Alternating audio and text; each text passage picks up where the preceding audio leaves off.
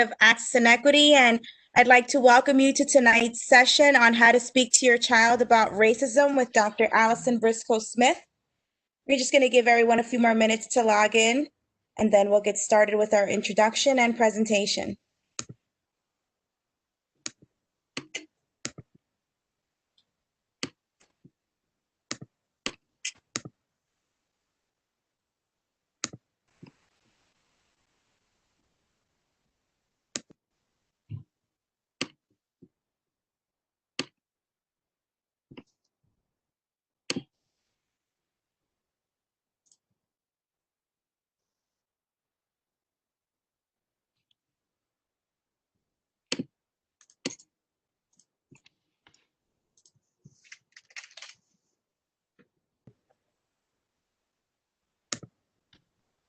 Okay, so we're going to get started. I wanted to introduce Dr. Briscoe-Smith, who had earned her undergraduate degree from Harvard University.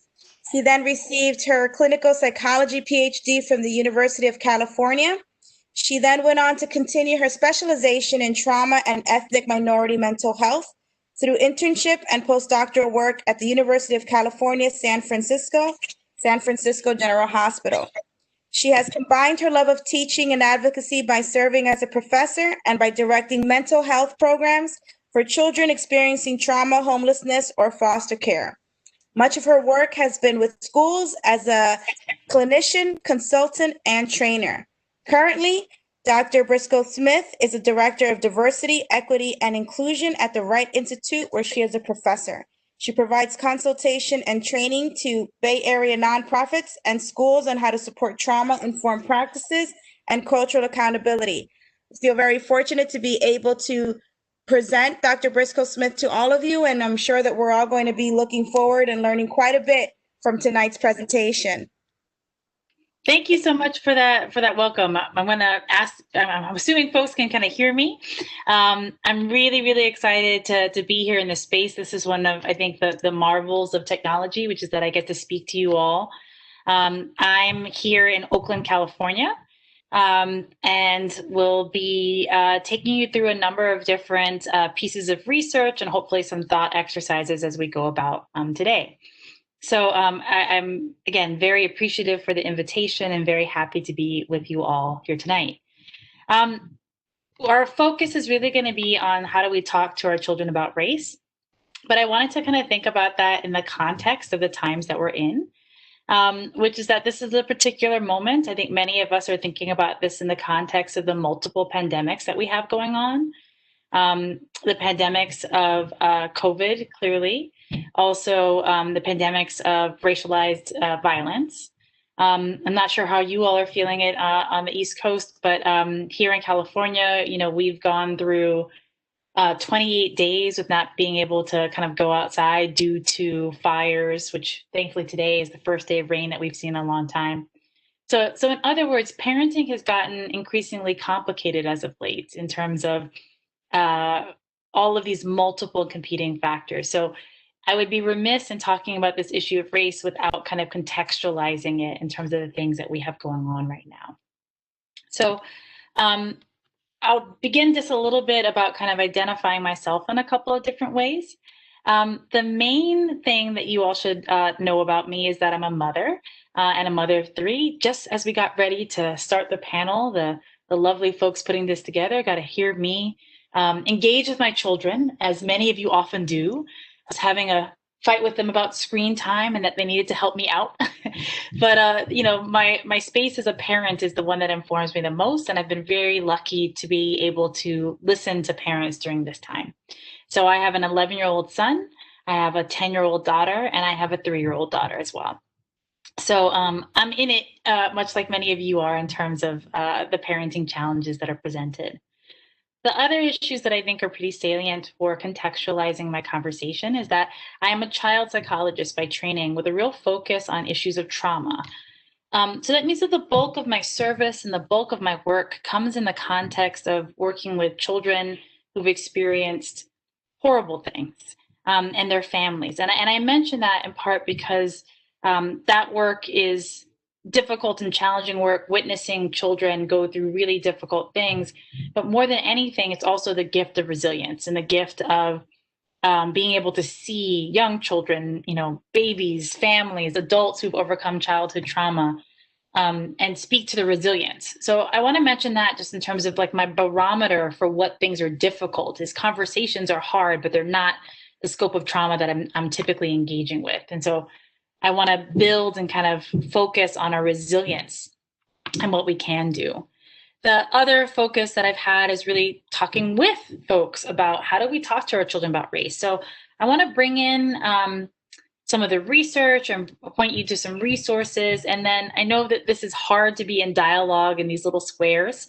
I see that many of you are actually calling in. So I'm also going to assume that you all may not be able to see me or see the chat. So I'll do my best to read or narrate what's present so you all don't feel like you're missing out. But I do want to invite folks to put questions, comments into the chat box. That we'll be able to kind of see those and tailor those or actually respond to those. Also, many of you in the process of actually signing up also sent questions as well. So I've been using those questions that you all sent in to kind of organize my topic for today. So as such, when I took a look at the questions that you all sent in, there were a host of questions that really, I have to say, resonated with the conversations that I'm having all across the country. Atlanta, New Jersey, Baltimore, California, Iowa. I'm getting a chance to hear that many folks are actually honing in on very much the same kind of questions. And I saw that there were kind of three categories of questions that I want to kind of take us through tonight. The first category is should I? Should I talk to my children about race? Then the next kind of piece is when should I? And the next piece is how should I? So that's what I'm hoping that we're going to get a chance to talk about today. But before we really jump into this conversation, I wanted to pause and actually think about this idea of grace. So this is something that a part of my talks that I have to say wasn't present before June 1st. It was something that's really come about because I've been in conversation and been in service with folks during the time of pandemic. And it's been this idea of kind of invoking grace as we parent. And so I want to think about grace in three different ways. One of which is grace for ourselves as parents.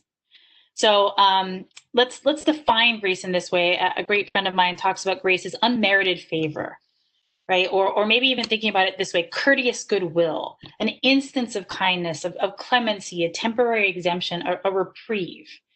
And so to think about grace offered to ourselves first is to think about, again, my example is this. On March 16th, 2020, the schools in my community shut down, and I picked up my children, and they haven't been in the classroom since, nor have they seen their friends since.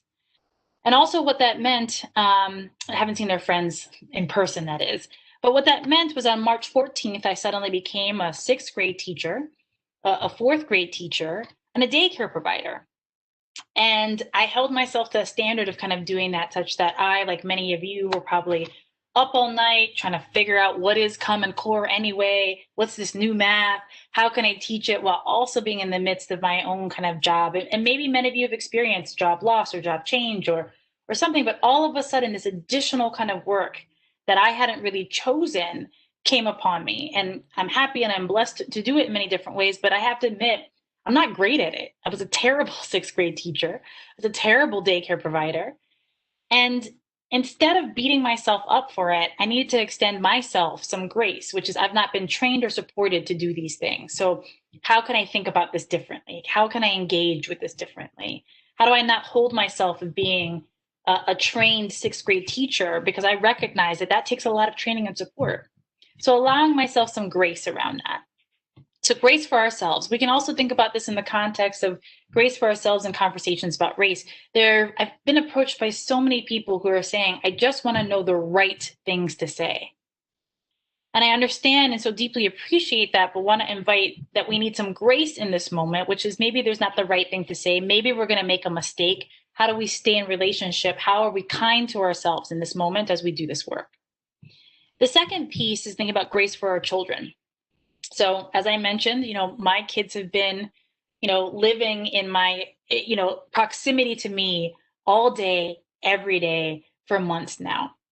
I work as a therapist, and I have a 15-year-old client who says to me, I asked her, how she's doing. She's like, I'm great. I just live in this house with these crazy people. Meaning that she was talking about her parents, and that what she was telling me is that she lives in a 6 by 8 room, and that she doesn't go outside, and that she's with her parents all day, every day. So, we have to think a little bit that their children's scope of how they're learning, how they're interacting has also been impacted. So why wouldn't they have behavior change? Why wouldn't they be doing something different? Why wouldn't learning how to do something new on Zoom, or being in the classroom for the first time after a long time, why wouldn't that be new? So let's offer them a little bit of grace as we move into that. I'm working with a lot of parents right now who are working really hard to hold the high expectations that we have, but we have to recalibrate in these times, in these moments. That's also offering our space of grace for our children in terms of how they're thinking about and understanding, you know, uh, all the racial cues and racial information that's around. So we want to offer them grace. The last place that I want to remind us to have some grace for is grace for the systems of care that take care of our children. So here in Oakland, as schools were beginning to kind of open back up, open up for the fall, our city had a chat, had a Zoom meeting for all the parents, right? So they had a Zoom meeting for the parents, and they were laying out their plans, and I could see on the chat, it was just scrolling, just hundreds of comments, just kind of shooting by. This is terrible. This is the worst idea. I'm so angry. I'm so upset. There wasn't a whole lot of space for grace, that the people who are trying to provide for our children, the teachers, the educators, the administrators, are people too, and they're trying to make their best decisions that I might not like, but they're trying. And what if we offered them a little bit of grace too, that they're humans and they're trying. Now, I'm going to make the caveat that grace doesn't mean that we're boundaryless and there's no accountability. It just means slowing down a little bit. It means giving them a reprieve, a temporary exemption, a moment of kindness. Ourselves, our children, and the folks that support our kids. So that's going to be my invitation as we kind of ask and think about these questions. Okay. So I see some questions already kind of coming in that I think I'm going to be able to kind of address as we go. So with that foundation of grace, I want to move into the next kind of piece. Let's start first with this idea about, when should I, or not when should I, whether I should talk to my children about race. So this was a question that I was sent that I think was and sent from another community, but is one that I have found so compelling that I want to, spend some time talking about. It really resonates with a lot of what people have said to me. So I'll read it for those of you that are on the phone. I'll paraphrase it. That this is a family, a white family, that read their young child, she was like 4, a book about Rosa Parks in preschool. And that now, after reading that book, that when she plays, she puts all the brown people in the back of the bus. And the parents are expressing some frustration and sadness with this. And here's what they say. While I do think that race and racial injustice need to be talked about in school, I'm wondering about the value of introducing the idea of racial differences to very young children. Fewer of us are free from race-related perceptual biases, and it's hard to clear a mind of them once we've got them. Young children have a chance of never developing them. Should we not let this uncontaminated state consolidate before we introduce interventions showing race that define people? In other words, this parent is really articulating, my child was unspoiled before this moment. And then I kind of spoiled it for them by talking about race. Should we keep this moment unspoiled for a long time? And again, I want to pause on that to say and understand kind of empathetically how loving that kind of comment can really be. I want to keep things for them and keep them unspoiled. Then I also want to lean in and say, I want to challenge the notion of spoiled or not, and challenge this notion that underneath this is fundamentally color blindness. Because what I hear here is my child didn't actually see or notice these differences before. One of which is that, and we're going to come to this in terms of the research, but I also think this is a place around kind of privilege too, that there are some young children, many young children, that don't have the opportunity to not see race. to not see this as impactful, to not see this as something that's showing up, and to not have these things kind of show up within their families. So let's kind of move to how we could answer this in terms of the research. This, again, I'm questioning this idea about whether or not young childhood is colorblind, is free from seeing color. So the research is very robust, very consistent, that infants as young as 6 months, 3 to 6 months, actually notice and respond to different skin color. They will look at the skin color of a person. They will look to people who are outside of their race longer in our studies, indicating that they're noticing. And we have to understand that young children are built on noticing, examining the world. So why wouldn't they notice phenotypic differences? 2 to 3-year-old children start using race as the means by which they choose playmates. By age 5 or 6, school-age children hold the same racial adults as their adults do. They are also able to pick up and learn race with status, meaning understanding, race as power in some particular ways. Quick example of that is a preschool that I work at, where two little girls ran up to the tire swing at the same time, and one little girl said to the other little girl, "Well, I get to go first because my skin is lighter than yours," right? So that they're picking up on these race-based kind of issues all around them. They have increased by 7 to 9, increased understanding of societal norms related to race. There's this really interesting phenomena that when we ask kids about their prejudice, there's this spike going from 2, 3, 4, 5, 6, 7, and this big dip around 10 to 11 years. And so for a while, researchers thought, oh, maybe this means that they're done with race by then, or that they've overcome it in some particular way. Turns out that they interjected a social desirability scale. So once you put in a social desirability scale, it controls for it. In other words, that 10 to 11-year-old children know that they're supposed to not talk about their racial biases, not that they don't hold them. They've already learned that they're not supposed to talk about them. So by this time, we see tweens that white children avoid mentioning race, that children of color exhibit greater racial understanding. So the research, again, is really, really consistent, that there is no moment of time where kids are raceless. Now, the big piece I want to hold on to is that doesn't mean that kids, young children, are seeing race like we do. So then there's often this kind of piece that people are a little bit worried about, like, well, I don't want to give my children my baggage around my race. I think that makes sense in some ways, but it's not to say that just because children don't understand race the ways that we do means that they're not trying to make sense of it. They are picking up and learning about race from all the interactions around them, from who comes into their home, who's within their family, how are people being treated, who do you see on TV, what books are you reading, how are people treating each other out on the streets. Our children are smart and they're organized to make sense of that information. So why wouldn't they also be noticing things like skin color, like phenotype, like the things that have come to be seen as race? So I just want to pause and kind of give credit to that. This work was originally done by Doctors Mamie and Kenneth Clark, who are African-American psychologists who used this research and established this research as the means of actually being the psychological research that was used within the Supreme Court desegregation case. So I want to mention that this is a research that has a robust and longstanding history that has been established again and again. So the very first part is children are noticing and paying attention to race. So it also means that there's an invitation here, which is that just because we're not speaking about it, or perhaps this family had this sense that they had spoiled it by speaking about it, doesn't mean that kids aren't noticing it. So I'll take you to this other kind of analogy. I had a colleague of mine, a woman in community with me, a white woman who was living in Oakland, and she had made a really conscientious choice of the places that she could have lived in the Bay Area to live in Oakland because of its diversity, because that was a value for her. She also made a conscientious choice to place her children in a school that was very diverse.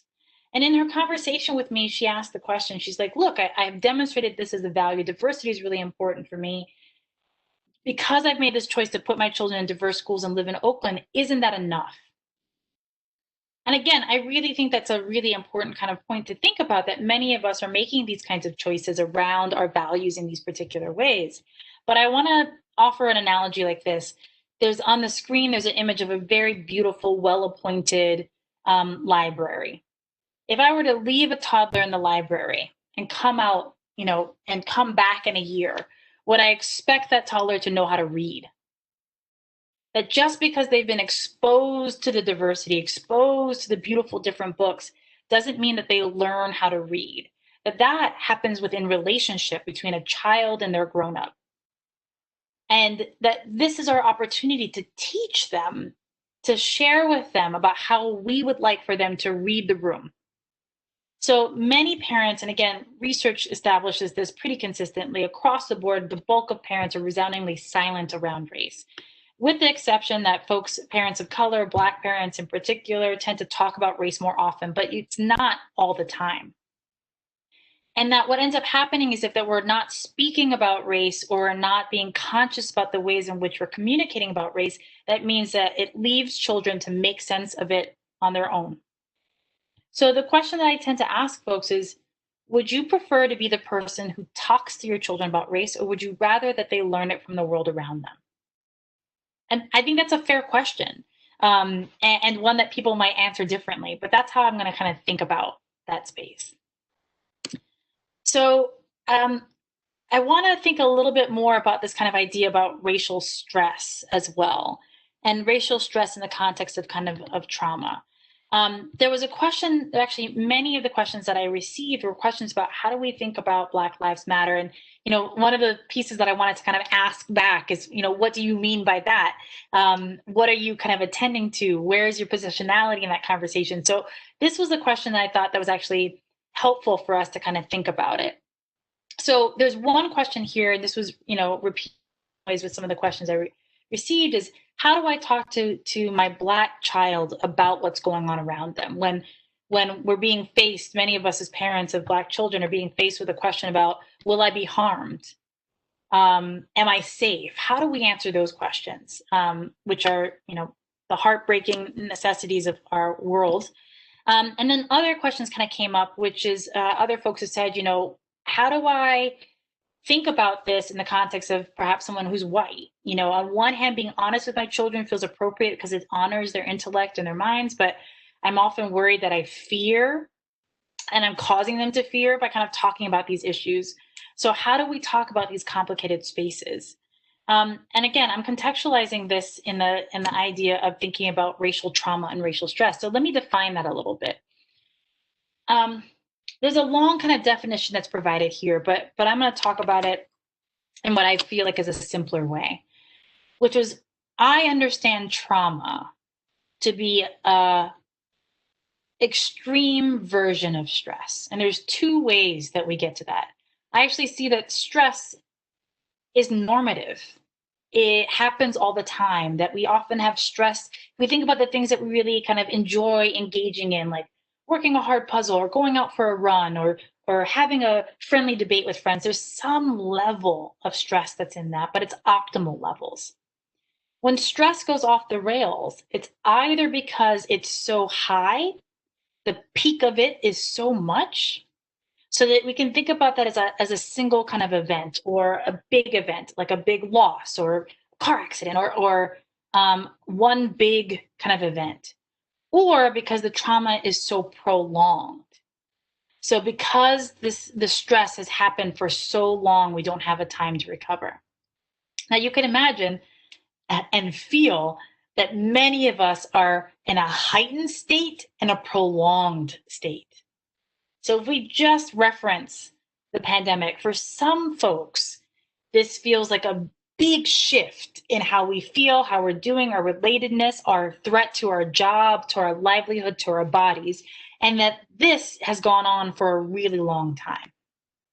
In the context of racialized trauma, what we're kind of experiencing and thinking about is there's certainly been things that have been going on for a very, very long time, and then also peaks in those as well.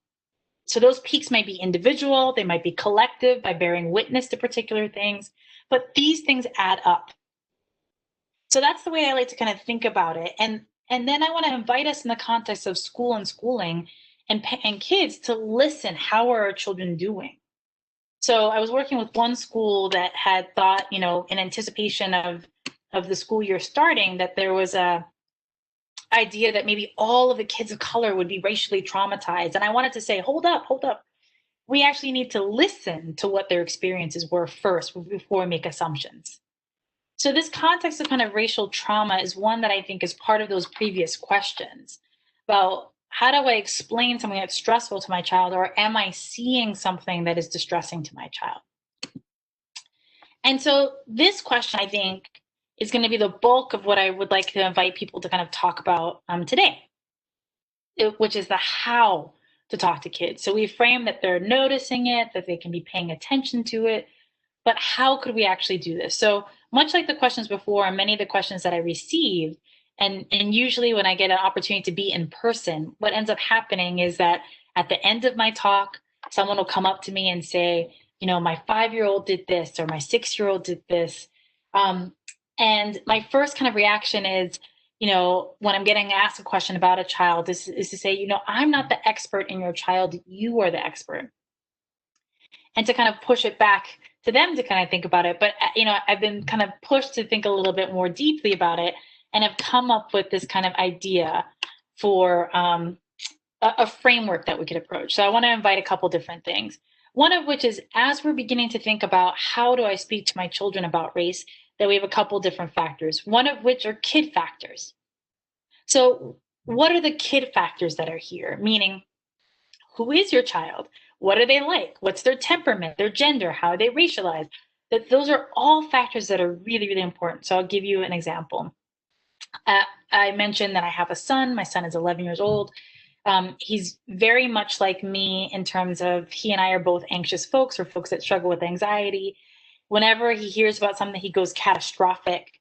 So, in fact, whenever we talk about a person's name that he hasn't heard before, his first question is, are they dead? Right? So he always goes to the kind of end, the catastrophe, right? Which means that I have to talk to him in a way that slows that down, because otherwise he'll jump there. My middle daughter, I describe her as, she's the person I want to be when I grow up. She's very courageous. She volunteered to do a 7-minute dance in front of her entire school last year, which I begged her not to do. But, the idea is that she likes to try those things on, but she's also very close to the chest in terms of, how she actually holds and processes things.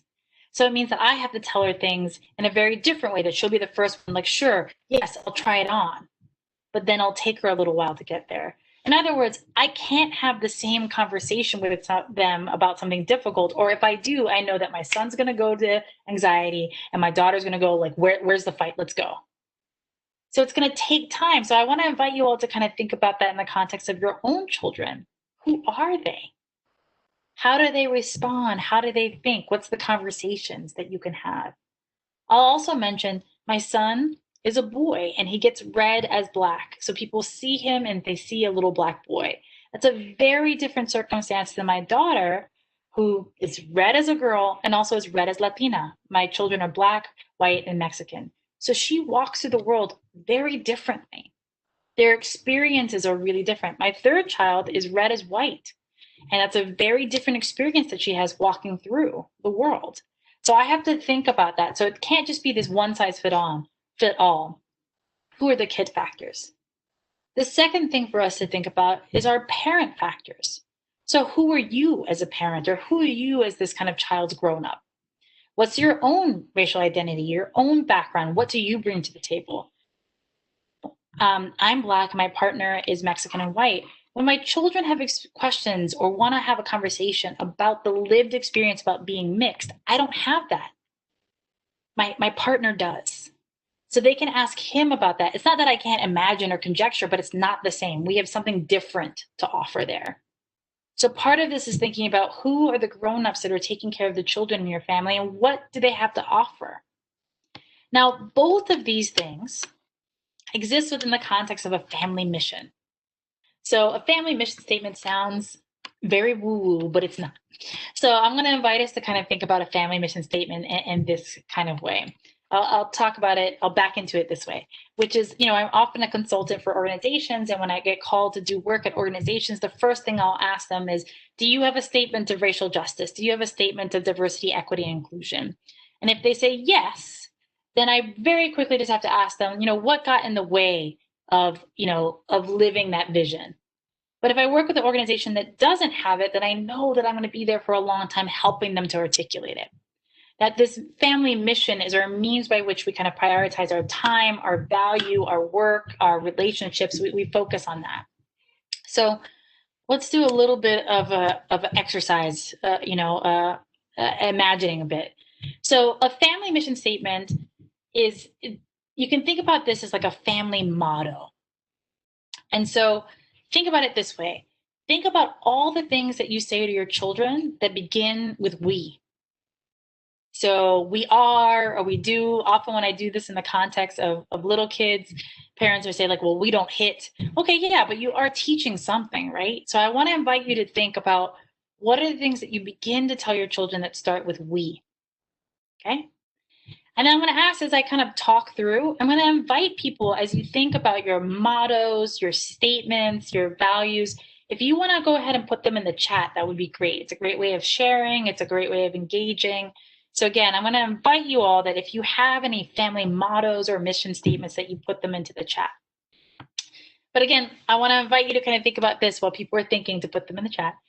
So you might be saying things within your family like, we are strong, or we do hard things. Great. I see someone already put something in. We are kind, right? That's one that kind of comes up a lot. We are lover. We work hard. We lead with our hearts. We are blessed. We are faithful. Talk about everything. Thank you so much, people, for adding these in. Right? So we are honest. We are good listeners. We are patient. We help each other out. Beautiful. Any others that people want to offer? Again, we are kind. That one comes up so often that I think it's a shared place that we can think about. Don't sweat the small stuff. Wonderful, right? If these are the things that you're offering, right? Be gentle, be kind, then this is the organizing premise by which you are probably already teaching every day and already speaking about different things and challenging things. So we are here for each other. We are kind, clever, brave, and we are loved. Beautiful, right?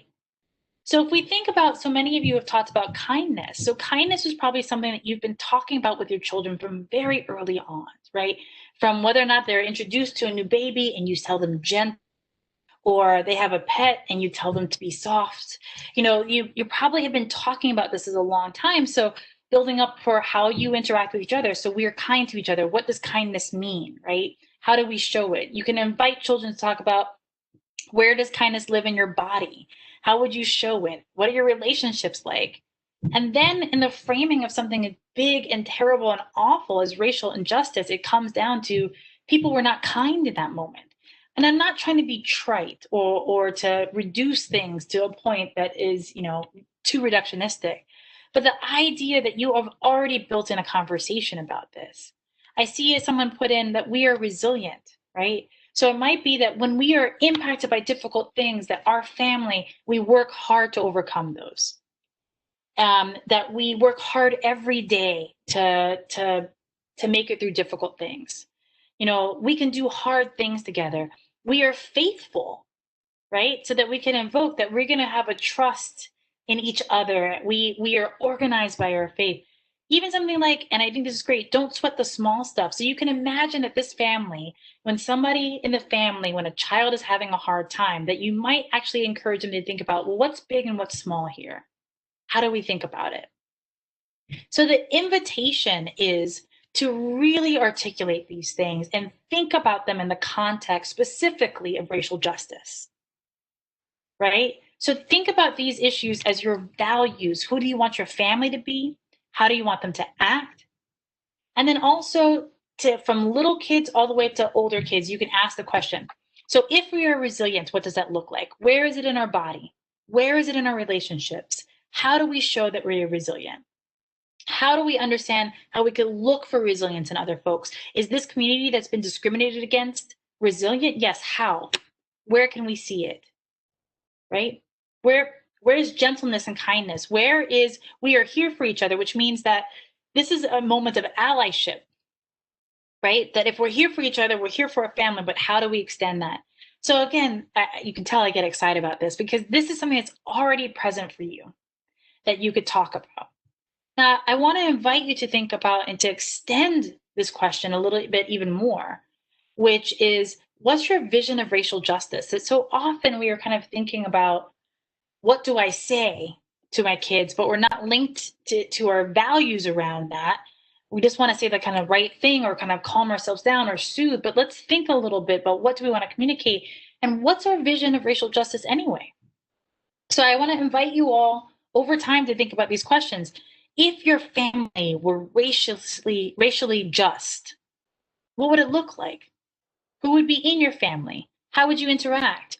Who would come to your home? How would you interact with folks? How would you spend your time? How would you spend your money? How could you tell if you were living your vision of racial justice? And this is an ongoing, challenging kind of conversation, but one that helps you to be organized as you think about how to address all these issues. So one of the pieces of work that I actually do is I do work with lots of families to articulate mission statements, to figure out where they can kind of live.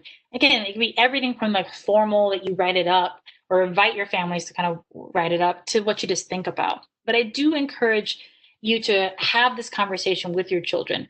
Your older kids and even your younger kids are going to contribute to who you are as a family and can be part of this as a conversation. So other kinds of pieces that you can kind of think about are, what this kind of looks like, but it's the idea about moving your vision and mission actually into action. So as you articulate with the family, it could be something simple as, each day, do you check in about, how were you kind today? Where were you clever today? Where were you brave? And did you feel loved? You can ask these kinds of questions, right? We can say this to them and think about it, but we can also think, what's one small thing that you can do today? When can you listen? When can you learn? When is there a place to speak? Right? That there's many of these kinds of opportunities to kind of do this kind of work each day. I want to pause just a little bit, a moment, and kind of talk about this in terms of action, just to kind of think about what it might mean to kind of put things into action. And again, this is in a particular kind of context of the intersecting space that we are in with race in our time right now, and then also COVID. So there's this report that was done that perhaps many of you all have seen, by McKinsey and Company, that was really focused in on looking at some of the impacts of COVID upon the workforce. And I found it a very compelling, very interesting article, report. And what they found was, in corporate spaces, they looked at, I think, 400 corporations. In corporate spaces, productivity's up. I've actually heard this a lot in the kind of work industry, is that productivity is up, meaning that people are working harder. I'll also put it this way: there's not a single parent that I've interacted with since March who says, yeah, I've got all this free time all of a sudden. I think we all maybe feel like we're kind of working a lot, but there's this place where people are working a lot. They dug into that, and they found that within their study, about 25% of women were thinking about leaving the workforce. On average, women were spending 5 hours more a week on household chores than they were pre-COVID and pre-shutdown. They found that people were feeling quite pressured to work more for fear that they had to do more because they weren't being seen within this kind of space, weren't being seen by their bosses, or that the tasks that they were required as they were essential workers were actually higher. This combination of multiple factors ended up impacting places where we experience a lot of discrimination. So again, women were being disproportionately impacted within this study, thinking about leaving the workforce, adding on more time in terms of their work, in terms of taking care of family responsibilities, and feeling like they were being negatively consequenced for that. They also then asked, in this kind of context of race and racism, how people were thinking about allyship. So as they asked, like, employees, do you feel like you're an ally? 65% of white employees felt like they were allies to women of color at their work.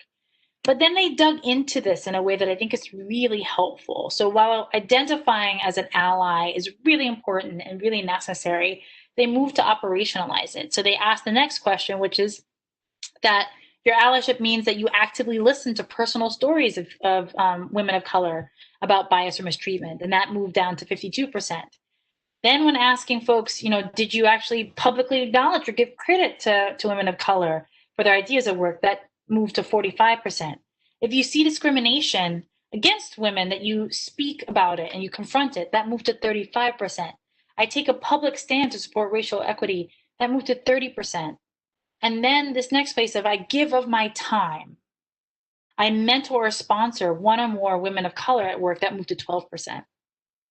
So I bring this up because I see this and I try to offer grace around this, which is that many folks don't know how to do this, or perhaps don't feel like they're supported to do this. But I do think that this actually articulates, what does movement into action really mean? So what does kindness mean? Kindness means listening, right? Giving credit where it's due, and maybe giving of your time. What does resilience mean? That we work in community to support each other. What does, we're here for each other mean? It means these kinds of pieces with the lens of racial justice. So again, that's my invitation for us to be able to speak about and to kind of think about moving from this vision into how we can actually move into action. So I'm going to provide another kind of quick opportunity for us to kind of to think about how we can kind of do this, or rather kind of explain why sometimes these conversations can be so challenging. So there's a great theorist, his name is Howard Stevenson. He's actually out there on the East Coast with you all. And he provides a model of racial literacy, one that you can hear that I've already spoken about, or thought about, this idea that, can we read or think about race in a particular way?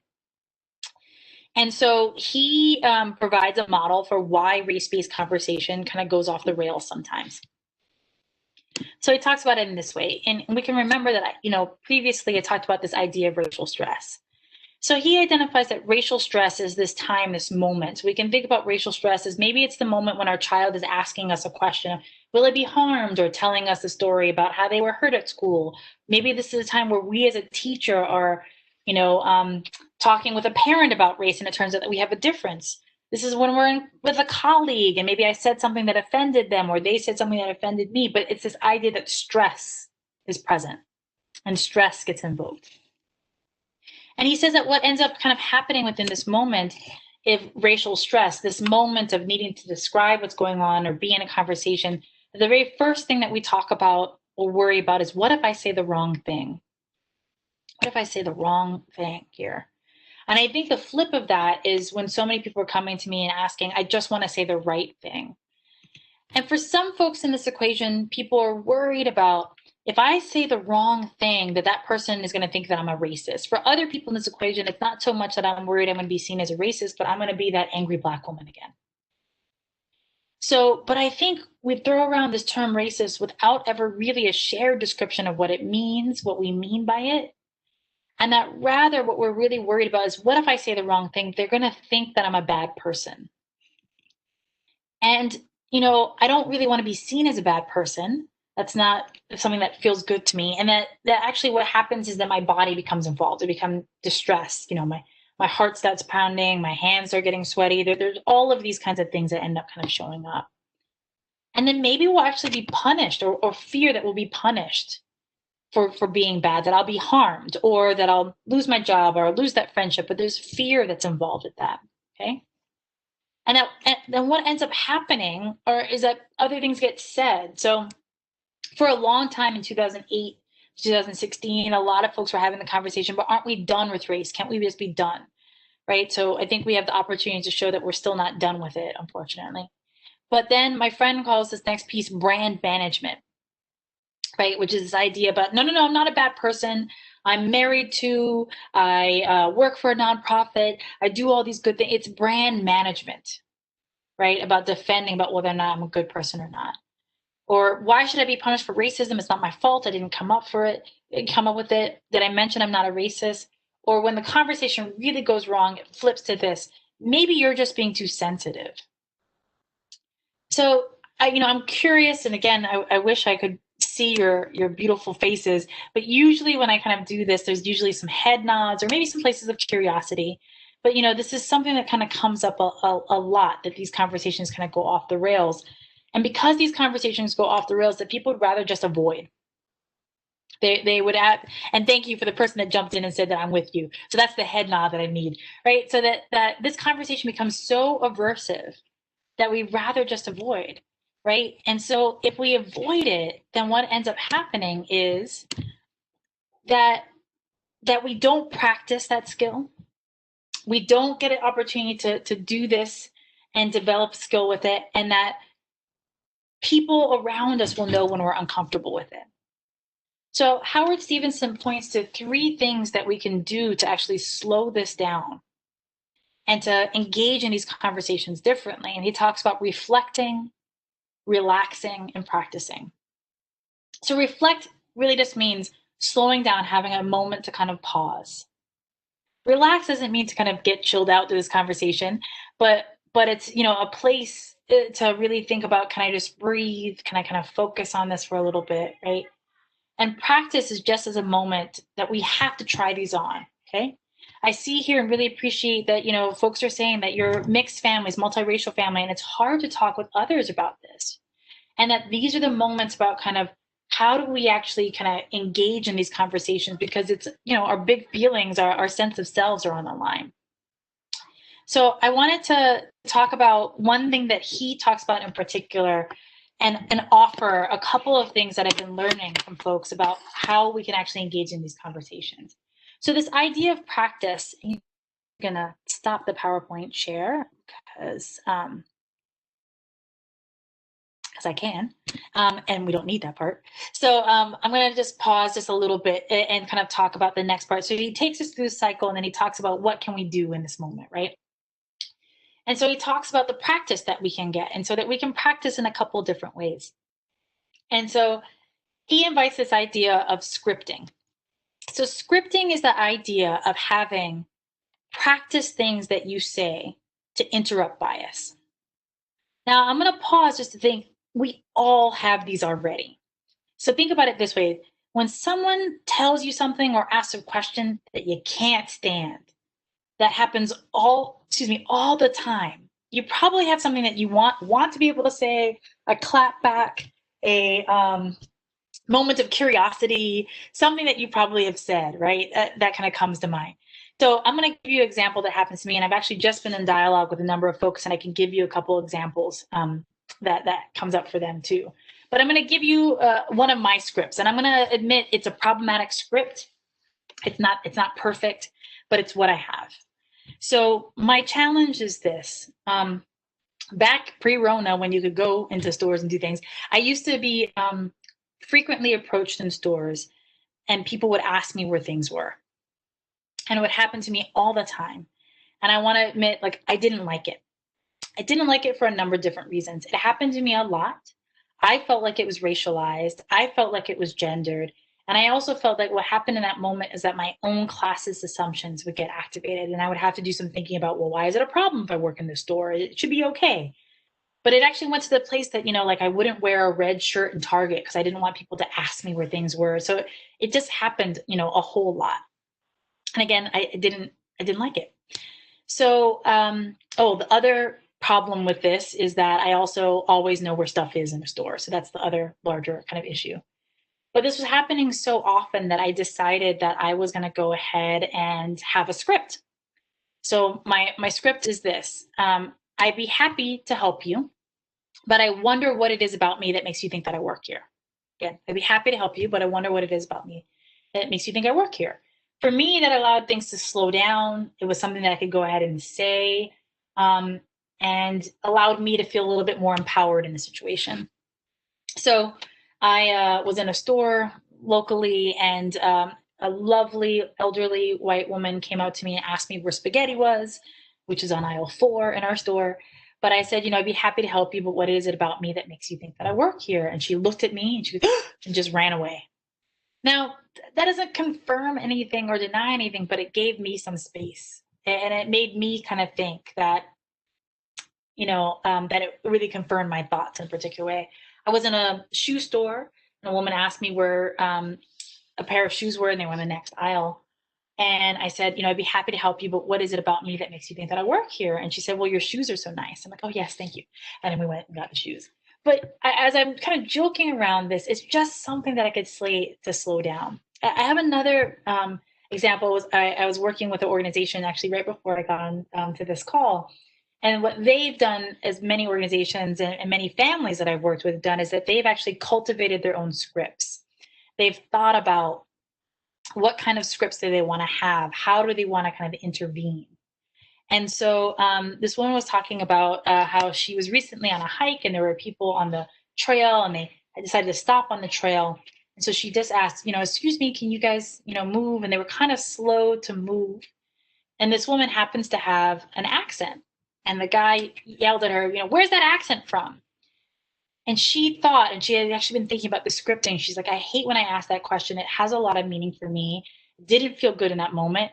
So as she walked by them on the trail, she yelled, it's from America. And she just kept on going. And she talked about that moment as it being an empowering moment for her, that she had something that she could say in a moment where she felt biased. Now, was it bias? Who knows, right? But it was really important for her to be empowered in that kind of space. And I want to think about this in part because we often have to generate, you all have generated scripts before. You all had to come up with things that you say as a means of interrupting bias. And so part of it is that we can help our children generate these scripts too. I think about this a lot. Like I often have worked in the context of families where there's adoption. And there's often this comment about, a comment about like, well, how come you don't look like your parents? Well, that's a script that people have to kind of generate and kind of talk about. I see here that there's a lot of folks that have multiracial families. I know that one of the things that I get, especially in the context of my youngest, is, are you her mother?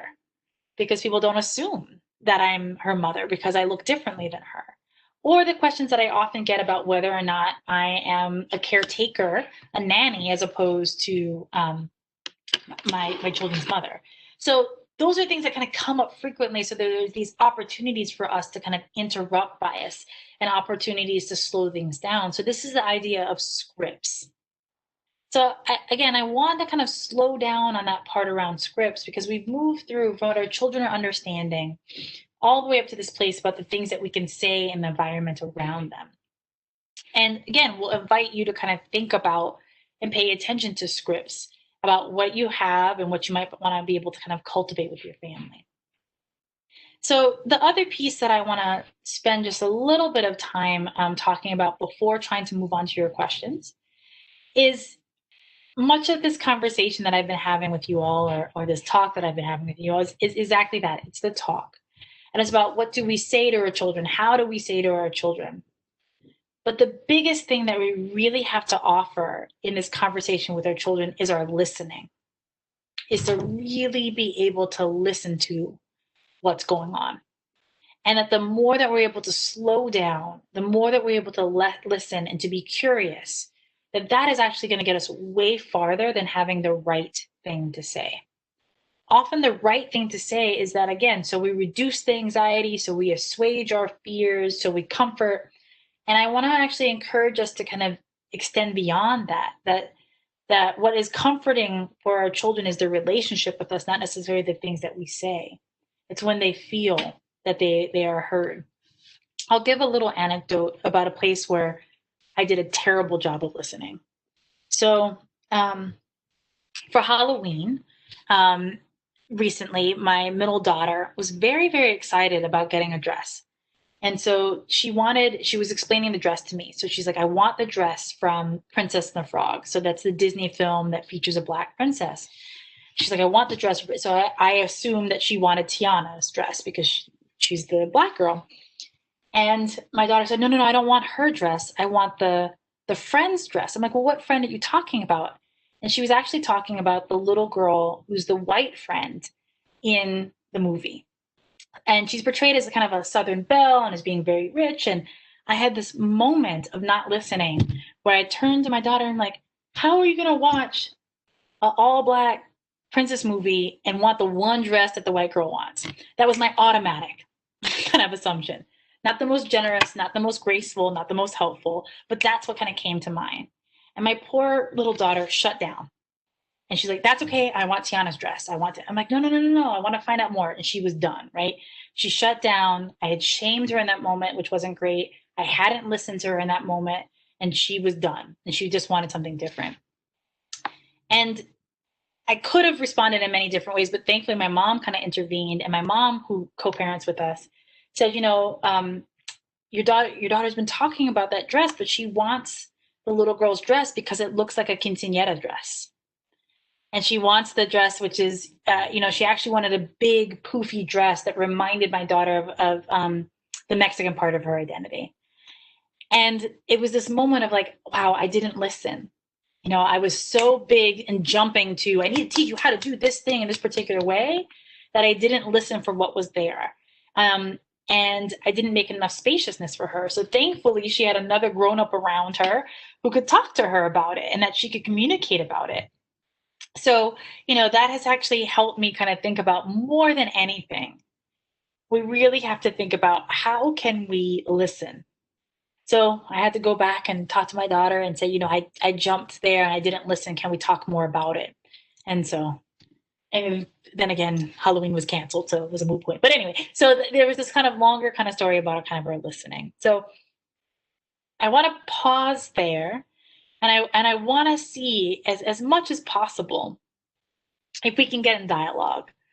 So I got some of your questions before, but I want to kind of just take a little breath. I also want to acknowledge that it's very late for you all. So I understand if folks need to kind of, step out or take care of their families, but I want to be in dialogue with you as much as possible. So thanks for the comments that are kind of coming in, but also want to see, are there questions that people want to ask in particular that I can answer via the chat? So I'm just going to give it a moment to see if people want to ask any particular questions, and see if we can be in dialogue a little bit. I'm not sure if you may have covered this specifically, but there are a couple of questions that came in at the beginning, and one of them was, hold on, sorry, I just lost the cursor just moved. I apologize for that. No problem. If your child is showing preference for white culture, how do you talk to them about it? Yeah. So, one of the things that I want to kind of think about is that it wouldn't be surprising, given the world that we live in, for children to show a preference towards white culture. So I'm going to, there's twofold. One of which is like, if this is a question that's coming from a white family, then I would say, well, it would make sense that children have some level of pride and engagement, and it's what they see around them. And so maybe it's about doing the yes and. Yes, we can be happy and comfortable with who we are, and how do we connect up with others? How do we think with others, right?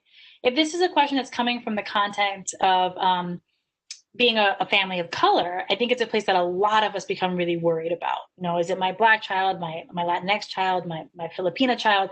So first thing is some grace around, when our children are growing up in a context where the messages are so pervasive and all the time about who's on the up and who's on the downside of power, why wouldn't they see and notice that? And so we can combat those, that sense, right? By the books that we choose, by the dolls that we choose, by whose stores we frequent, by, all of those kinds of things, but also having an explicit conversation with our children aligned with their values of, I think we're beautiful. I think we're capable. I see a question that came up here about, how do I talk to my children about who wants to lighten their skin and straighten their hair? Part of which is to understand that this is the consequence that we all know about living in a society that, in a white supremacist, society, that this is what comes for them. So we have to think about, how do we do this for ourselves? So that means that I have to demonstrate my comfort with my skin. I have to talk about it. I have to talk about my hair. I have to talk about those things. And I also have to understand that kids will grow and change over time. So I've just finished a book with a colleague of mine on mixed kids in particular. And what we find there, I think the summary for mixed kids in particular, after listening to those kids, is that it wasn't that they were ever confused, because that's the idea, that they're confused, that it wasn't that they were ever confused about who they are. It's just that the world wouldn't let them be who they are. So meaning that these kids in particular moved through different spaces of racial identity. I'll give a quick story and then kind of jump back into some of the questions. So years ago, here in Oakland, we had a Black Lives Matter protest that was for kids in our area. So it was very kid friendly. It was to engage activism with our kids, and our family took our kids. And so my son must have been like around 7 at the time. And then as we're getting ready to go, he's like, so why are we going again? I'm like, well, we're going to, to talk about Black Lives Matter. And he said, well, what does that mean?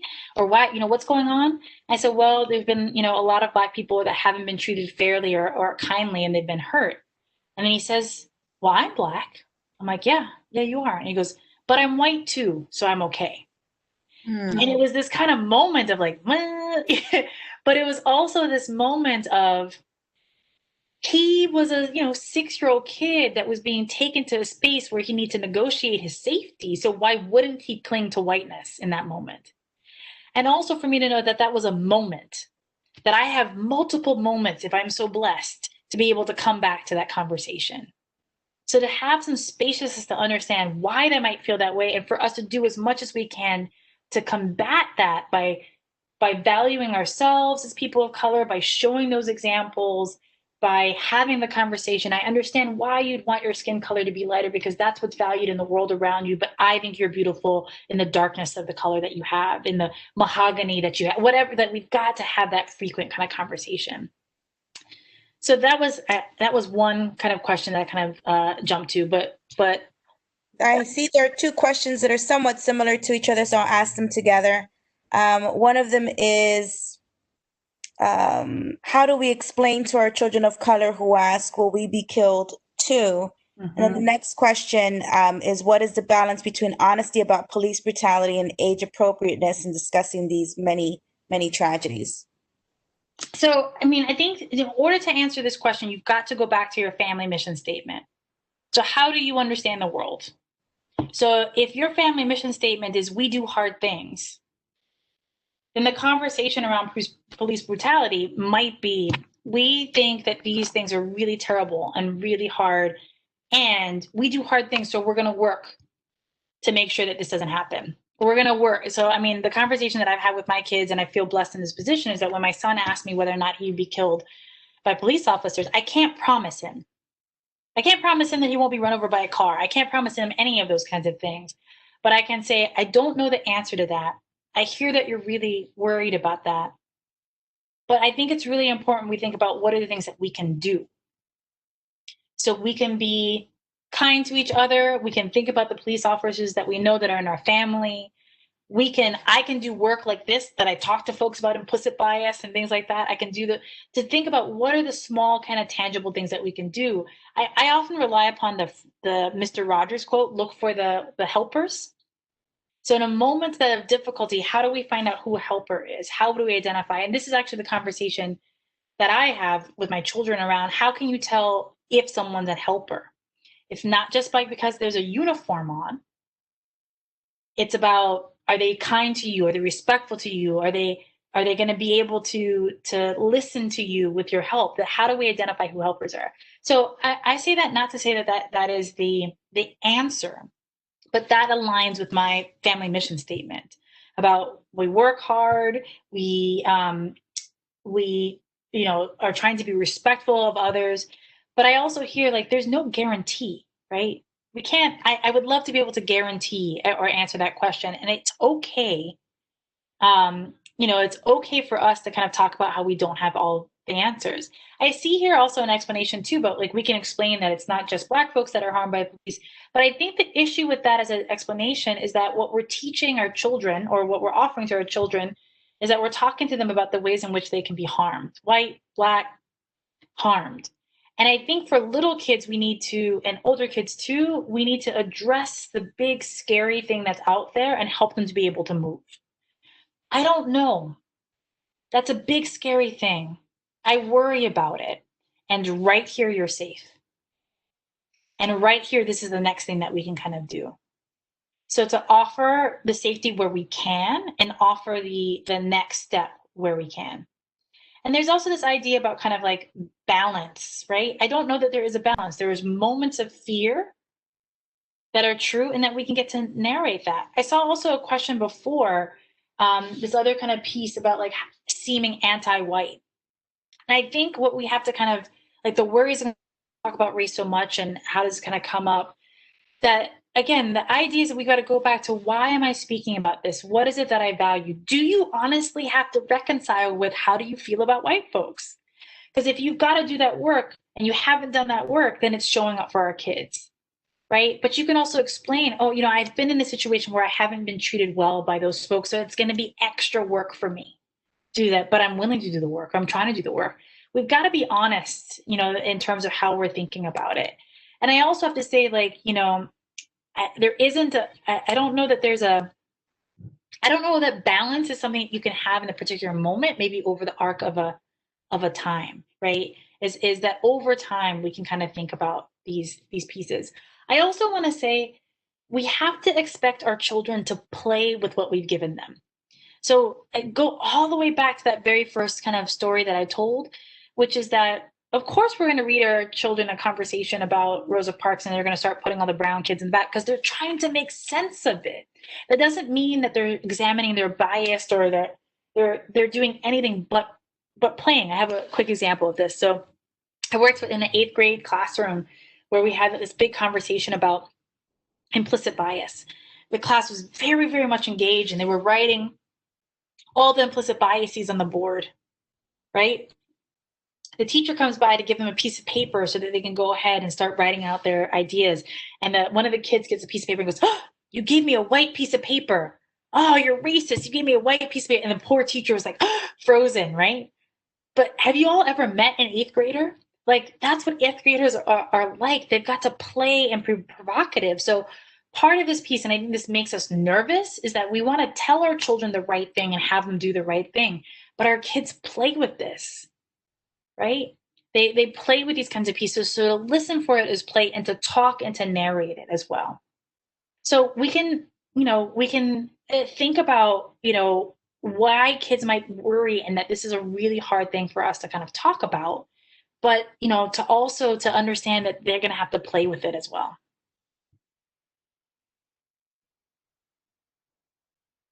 Sorry, I was on mute.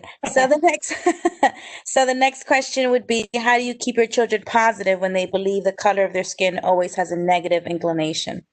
We have to understand that it's going to take a long, long time. The notions of skin color and colorism have taken, hundreds of years to build in, such they become kind of automatic, right? So it's going to take a long time for us to build that too, and it means catching them when catching them when they're positive, and showing the positivity as much as possible, and listening.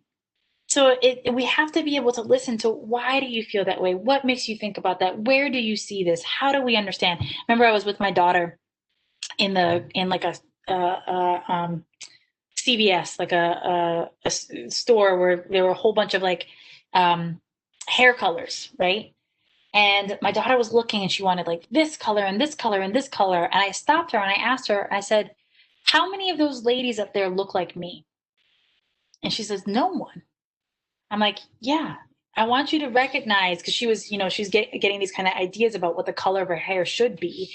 And I said, "Well, why don't you think that you see anybody up here that looks like me?" And that was a hard kind of conversation, but it meant that we just went to the other store in the other part of town, where the whole store was about people that looked like me. In the Target was like the textured section, right? So it meant that I had to like go over there and kind of show her that, but also to build in for her an idea about, what are you seeing? Why do you think they're seeing that? And we actually had this complicated conversation about, who's making money off of you not feeling good in your skin? Because somebody's making money off of it. Who's making money by saying that your hair has to look a different way? Who's profiting off of you not feeling good? So that was a language, again, that was around our language around consumerism that we built in. But I pointed out as an example that it's one, but many, many different examples. And I've learned from so many other folks about how you teach kids to see themselves reflected in the world around them, how to have that value, how to have that conversation, but also listen, right? To not, as you can tell, one of the things that I do is I kind of jump to like, how are you going to pick the one white kid to be like, but I should slow that down, right? And to really listen to what it is that they're trying to say. Because I think sometimes I know that I'm making assumptions, and they're often negative assumptions or problematic assumptions about what it is that they're talking about. I'll give you a really another example, which is a terrible example. I was in the giving my 3-year-old a bath. We were playing with some boats. We were talking about something. She goes to a school that has some religious connotations, and she said something about like, I wanna sing the abortion song. And I was like, the what? She's like, the abortion song. And I was like, I had a panic. I'm like, oh my God, she's 3. What are they talking about at school? What is it? And she goes, no, a boat song.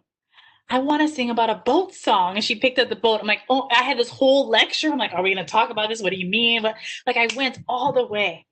Right. And I just really need to slow. It's like, surely not the 3-year-old, but I can think about this in other different ways where I made I made the assumption that this was a thing when it really wasn't a thing or was something totally different at all. So, yeah.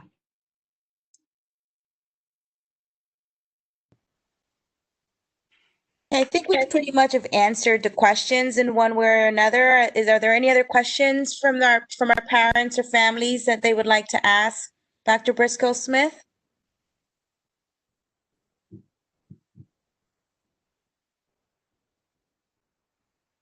I saw one, I see a couple questions that kind of came up. So I see there's a question about how would you discuss systemic racism with kids? So first things first, you have to decide, what do you mean by systemic racism? What is your understanding? So, to think about that part first, what is your understanding? And then when you have an understanding, does that fit in maybe with some notions about fairness, kindness, respect for all? Where does that kind of definition fit in with your mission statement? And then to kind of do the next step, which is with young kids, what are the building blocks, right? So I'm going to give you an analogy, which is like having a conversation about sex with your children, right? So sometimes we approach this as the talk, right? So that you could totally do that. You could like sit down, son, I've got something to tell you, right? You can kind of have the kind of talk. Or most likely you've been teaching about and talking about sex all along. That when someone asks you to stop tickling them, that you do because it's a matter of consent. That how you speak about and name body parts, that you've been thinking about that part. When you talk about kind of, intimacy and connection, that's been building up over time, right? So the idea is, what are the small pieces around systemic racism that you might want to be thinking about? Fairness, systems. What is a system? It's an organized kind of group of folks. What is racism? It's a bias. Is it a bias plus prejudice? So I did a psychologist-y thing, which is to put it back on you, but I want you to think about, what do you mean by it? And what are the small building blocks that you have probably been teaching about it all along? And how would you think about kind of, offering that to your child? Where are the small places? Because it's not just one race talk, right? That you've been talking about and teaching about race all along, regardless of whether or not you've been, explicit about. Yeah.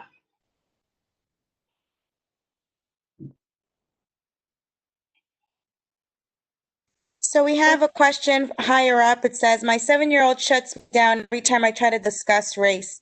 She's a very anxious kid. Her therapist had her create a worry cloud, and race was one of her fears. What should my next step be? We are white, and inherently I feel like this conversation needs to happen, but I have no idea how to approach next steps. Mm-hmm. I mean, I really appreciate this question and understand there's some complexity behind it. So, thinking about kids who are managing anxiety in general, let's own that this is a really anxious time. There's a lot of stuff kind of going on. The typical approach that we do in the context of anxiety is that we build up our skills, and then we get closer and closer and closer to the thing that we fear. So building up those skills can be breathing, can be talking and discussing, can be naming the things that we're worried about, can be in relationship, can be in all the skills that you might have there. So I would think about building up the skills. In terms of getting closer and closer to things that we fear about, that closest can be, well, look, my parents are talking about race and they're okay. Or they just decided to kind of talk about it and it's all right. Or we're watching that show and then we decided to talk about, oh, look, Doc McStuffin is a brown girl. Do we know any other brown girls? So it might be just kind of doing an exposure to get them closer and closer to it. But part of that is also making sure that we don't build up, and this is really hard for us to do, that we don't become afraid of the things that our kids are afraid of. right? So how do we actually offer and provide kind of support so that we're not afraid? So it's an opportunity to practice. So how can you speak about it? How can you speak about it so she overhears it? How can you speak about it with your family? How do you demonstrate it's not a scary thing, that we have these conversations and we survive them? So I think, again, at around 7, conversation around skin color, skin tone, talking about skin color in reference to foods, chocolate, caramel, that those are really age appropriate kind of ways of engaging in the conversation, and certainly things that can be done. And I think we have just one last question here. How do I make sure my children don't come away with thinking we're anti-white? I'm constantly pointing out privilege or differences, but I want to make sure I don't send them to a place where they become anti-white either. So the first invitation is be explicit about that.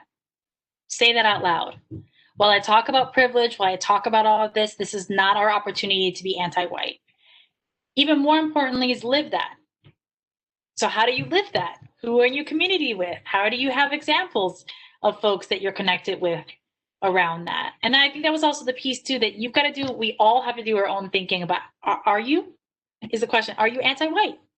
Where does that come from? Well, why would you have the experience? And also to understand that in the context of overt oppression and systemic racism, it's not unusual or unheard of to fear people who've hurt you. So, is that anti-white? Is it fear? What does that really mean? So I think it would be an investigation around that, but you can be explicit, which is, while I talk about power and privilege, this is not about being mean to anybody.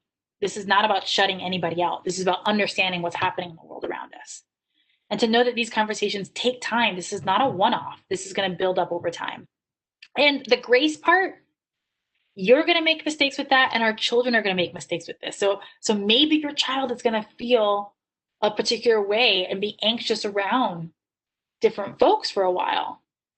You can address that. You've got to listen to that, right? This is not about doing something that's perfect and ends that conversation, but how do we keep on engaging with it?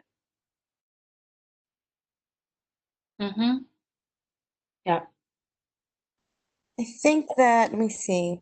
Oh, I see another one here too. I'll read it. As a white woman with Black babies, I was told by biracial friends Yeah, to prepare for me. Yeah, to prepare my children to be viewed as a Black women, because that's how the world will view them. I realize there's a lot to unpack. Yeah, there's a lot to unpack in that, and I think it's also the space too to really do all of our work, right? So how do you think about? How do you understand? What is it that you want for your children? How are your children going to make some decisions about who they are in the world? I think it's really important to kind of listen to them, and then also, the idea that we have to do this all on our own is also overwhelming. The idea that any one parent, one person's grown up, has to solve all the problem. We do this in community. So let's do this in community with each other. Let's show the models. If you want to teach kids how to feel good in their skin, have people around them that feel good in their skin, right? Have those models, have that be the teacher in the front of the room. Have that be, the principal, have that be the superintendent, to have access to those folks that we don't do this, like, that's a false notion. The false notions are that we have to do this perfectly, that everything's our fault, conversely, everything's our responsibility, and that we have to do this alone. A beautiful question in heart. How do you address the animosity between Blacks and Hispanics? I think what we have an opportunity to talk about is that racism infects us all. Anti-Blackness, as it shows up within our communities, is really, really harsh. The thing that actually helps us all, if we want to overcome biases, is to have a shared superordinate goal. When we come together around a shared goal, then we're able to see each other, listen to each other, and help out. So that's a big answer to that question, and all the questions of racism. We'd be in a different place. But again, we have the opportunity to think about this together in community, right? To do all that work. I see another really important question that's here too, but how can parents who are themselves racist? So part of it is, first, I don't know what that word means necessarily to everybody. So do we have a shared definition about what that word is? And what do you mean by that? Do you mean people who've been impacted by a system of white supremacy, such that they think that some people are better than others? Do you mean people that are biased, prejudiced, bigoted? What does that mean, right? So how do we actually think about that? So there's this call for like reckoning. So I think we all have to think about how are we acting and how do we want our children to act? Is that always a line? How do we actually think about that? So I think that's a big invitation to that question that I think is really, really important. Well, thank you so much for this incredibly informative presentation. It was certainly essential that we have this because we're in tough times right now. And it for me, and I'm sure as for you and everyone who's here, to hear the questions that are coming across, it's a positive sign that there are many families who are eager to start having these conversations with their children, and the fact that we're able to provide this guidance for them through Way of You. Thank you so much. And for all the families who've attended this evening, we appreciate your attendance. We appreciate the questions that were coming through. We will certainly post a recording of this on the district website. And again, Dr. Briscoe-Smith, thank you so much. The information you shared with us and your experiences, absolutely invaluable. Well, thank you so much for putting this together. And I know we're almost right there at the end. I did see one question that was really important that I just want to acknowledge is about the frustration that many folks of color have about being in community with folks that just seem to be kind of coming into awareness. And I just want to acknowledge that, and that actually acknowledge that this opportunity, this conversation may feel very much the kind of same way. I want to thank you all for curating the space, bringing it together. So many folks coming together so late. And to think about and hold on to as this person is lifting up the frustration that folks might be having around what seems for some folks to be new awareness and for other folks to be lived reality. And I just hope that what people really hear within that is a space that we're in different places here and are differentially impacted.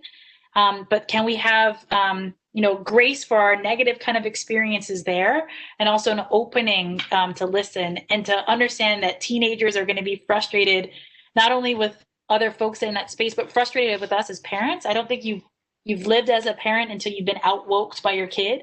But that again is, I think, the space that our kids have to offer. And I'll just end by saying it's a place that I'm really excited about, actually seeing the ways in which our younger children and our teens are leading the way around activism and engagement. So long way of trying to address that question, but also thank you so much for the opportunity and for bringing this space together. So I really, really appreciate it. Thank you again. And to everyone, have a great night. Mr. Bonds? Oh, okay. Sorry, you were saying. Oh. I thought you had his hand raised for a question.